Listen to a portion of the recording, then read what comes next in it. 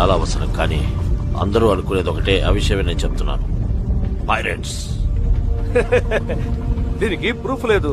ఇది ప్రమాదం కావచ్చు. త్వరగా కెప్టెన్ ని లేపండి. సైల్స్ కిందకి దించండి. బోట్స్ నీళ్ళలోకి దించండి.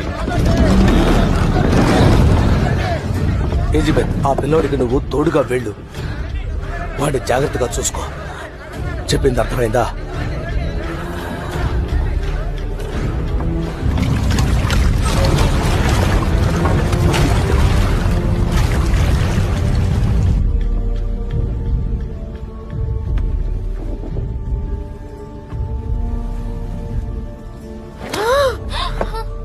నీకేం కాదు.